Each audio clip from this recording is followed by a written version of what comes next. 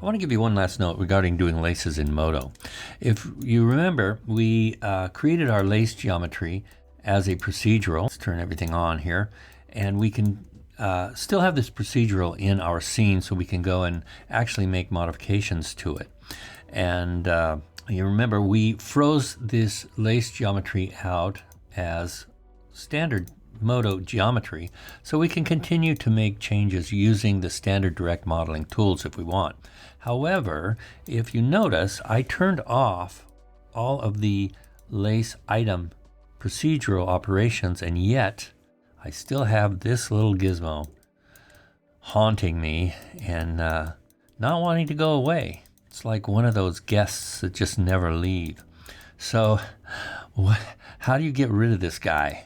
Well, this is actually a part of the lace sweep. Unless you actually delete this lace item, that's going to stay there unless you do one other trick here. If I go to the lace sweep item here and go to its channels, and the channels are all the attributes to this particular item that can be edited and whatnot. And one of them is drawing mode. Now by default it's set to always. And if you recall, these little gizmos are what we use to pinch the lace in the where it meets the eye stays.